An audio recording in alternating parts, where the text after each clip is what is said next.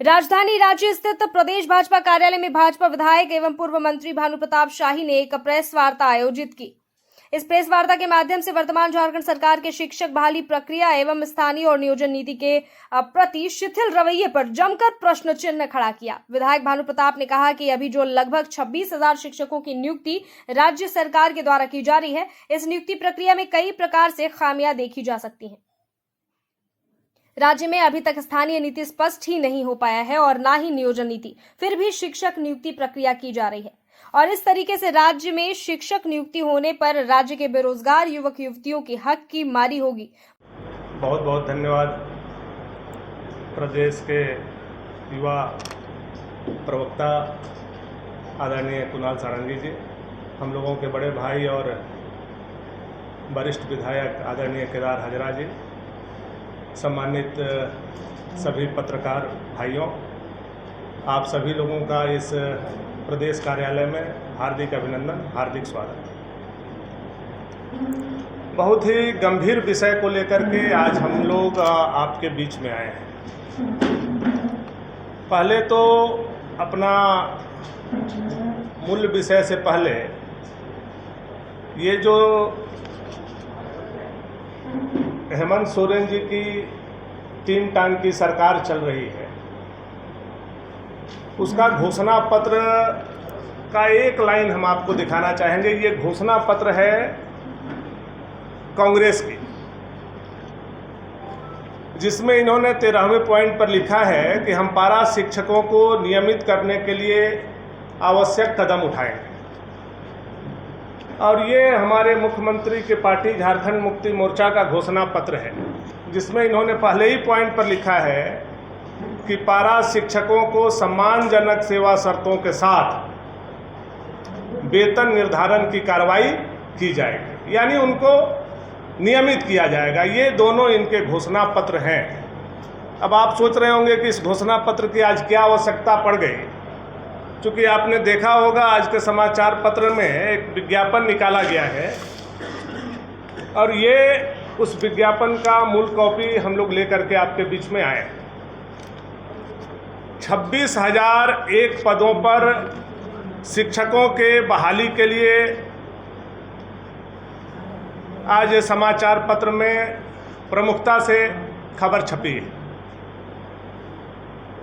26,001 शिक्षक के आप बहाली करने जा रहे हैं, तो सबसे पहला सवाल तो ये यहीं से खड़ा हो रहा है कि इसमें नियोजन नीति आपकी क्या है।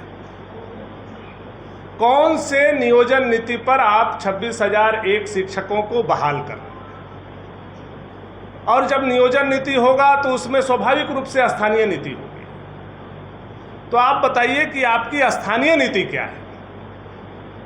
सबसे पहले सरकार के अधिकारी या सरकार के प्रवक्ता आकर के झारखंड प्रदेश के युवा को यह बतलाने का काम करें कि वो किस नियोजन नीति पर और किस स्थानीय नीति पर 26,000 शिक्षकों को बहाली करने जा रहे हैं।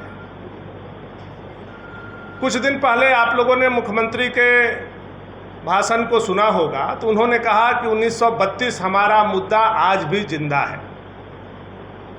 उनके वक्तव्य से ही ऐसा लगता है कि मुख्यमंत्री के लिए 1932 केवल एक मुद्दा है, संकल्प नहीं है, वो राजनीतिक मुद्दा है। भारतीय जनता पार्टी कोई राजनीतिक मुद्दा नहीं उठाती है, वह संकल्प लेती है। हम लोगों ने संकल्प लिया कि राम मंदिर बनाएंगे, ये हमारा राजनीतिक मुद्दा नहीं था, ये हमारा संकल्प था, हम लोगों ने बनाया। हम लोगों ने कहा कि धारा 370 हटाएंगे कश्मीर से, ये मुद्दा नहीं था, ये राजनीतिक संकल्प था और ये हम लोगों ने करके देश और दुनिया को दिखाया, धारा 370 हटाया।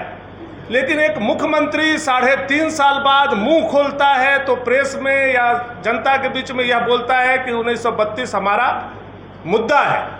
तो मुख्यमंत्री को यही बताना चाहिए कि आपका जो 1932 मुद्दा ही है, वो संकल्प आपका नहीं है। ये झारखंड प्रदेश की जनता और युवा समझ गए हैं कि आप ठग करके वोट लेने का काम किए और ठगों के सरदार आप बन गए हैं। ये जो आपके मंत्री हैं वो ठग हैं और ठगों के राजा आप हैं।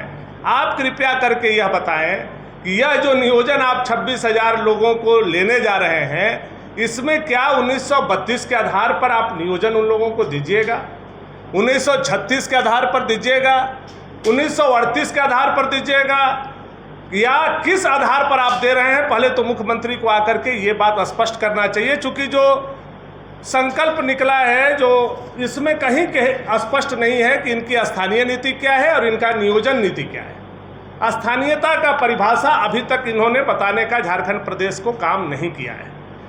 बार बार ये केवल है स्थानीयता और नियोजन नीति केवल इनका राजनीतिक मुद्दा है और इस मुद्दा के आधार पर ये झारखंड प्रदेश के युवा के भविष्य के साथ खिलवाड़ कर रहे हैं। अब आप बताइए कि ये जो 26,000 शिक्षकों का बहाली कर रहे हैं, इसमें एक कंडीशन इन्होंने लगाया है कि केवल जो प्रशिक्षित लोग होंगे यानी जो टेट पास लोग होंगे वही इस एग्ज़ाम में बैठे। आप मुख्यमंत्री जी, आपसे ही ये प्रदेश की जनता जानना चाहती है कि क्या 2019 में झारखंड में ऐसा नियम देश के लिए, देश के परिप्रेक्ष्य में झारखंड में भी ऐसा नियम बना है कि प्रत्येक साल टेट की परीक्षा होनी चाहिए?